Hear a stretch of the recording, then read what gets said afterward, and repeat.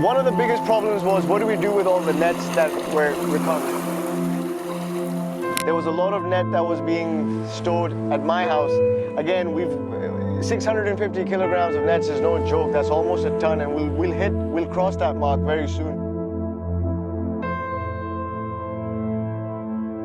The second stage of the problem was, where do we keep all these nets? Initially, we were housing them wherever possible.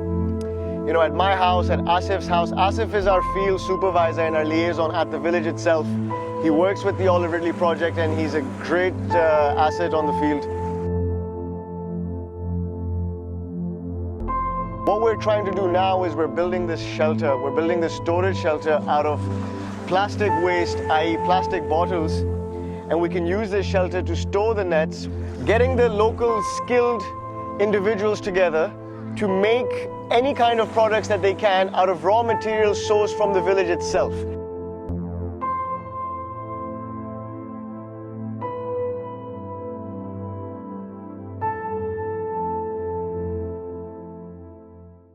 समुद्र में मच्छलियाँ क्यों कम हो रहे हैं? प्लास्टिकों की वजह से, जाल के वजह से, गुज्जे नेट के वजह से। गुज्जे नेट आते यहाँ पे सारे मच्छलियाँ ख़त्म कर देते हैं। बड़े मेहरबानी समुद्र संभाले, हमारी ज़िंदगी समुद्र के साथ चलती है। हम लोग अभी बोतल का जो है ना एक छोटा सा कमरा बना रहे। उस्मान भाई हम लोगों का सुपरवाइज़र है, वो खुद बना रहे अपनों हाथों से। उस्मान भाई और अलीम भाई बना रहे, हम लोग उसका हेल्प कर रहे हैं। ये अच्छा है कि जाल रखने का जगह बन रहे अभी मिला में। हमारे जाल जितने मिलेंगे समुद्र के किनारे से हम लोग यहाँ पे जमा कर सकते हैं।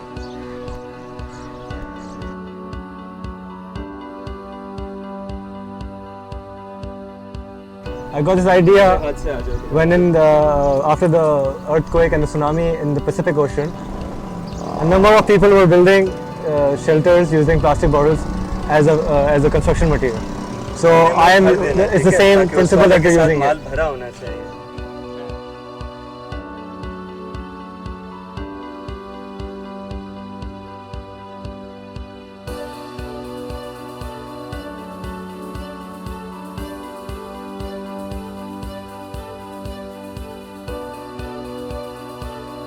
Our brilliant plan is to use seawater instead of sand because it would be easier to fill into the bottles, it would be cheaper, and there's a lot more of it available right across the road.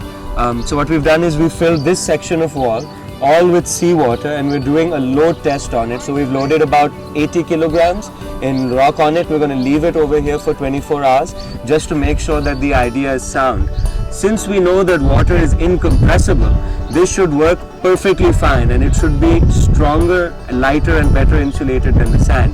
But just to make absolutely sure, we're doing a load test, and once this is over, we'll know that our brilliant idea is indeed brilliant, and then the structure shall rise out of the ground around us. Made out of plastic bottles rescued from the ocean, filled with water from the oceans, and housing nets that we've rescued from the oceans. So rather poetic. This little bit of net that we found here on the shore could have easily killed 20-25 species of fish when out in the ocean. That same fish the local fishing community can catch and then thereafter sell. But the reason why they're struggling and they're suffering is because of all the derelict and abandoned ghost gear that's causing all the damage to the marine life and ecosystem.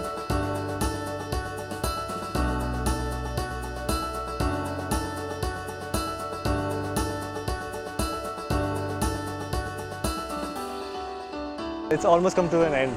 So now I'm excited to see how it turns out.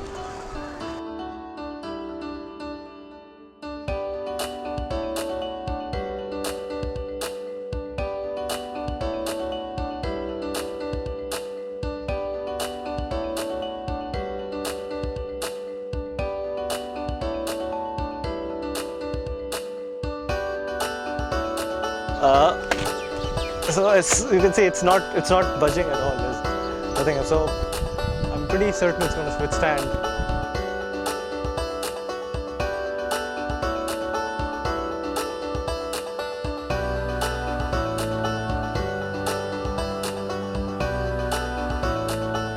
So do we know what an ecosystem really is? We need to ask ourselves that, because every single atom, every single element in any ecosystem is as significant as the other, and despite what role it plays, despite its magnitude, everything to do with this cycle of ghosts here, everything to do with our marine life over here and this village with the people that are living here, it's important to understand they're all connected. And that is what we're trying to do. Simply put, we're trying to clean the ocean, clean the environment, help the locals in the village, and it's a win-win situation if it's implemented successfully. And with your help, we can actually do it.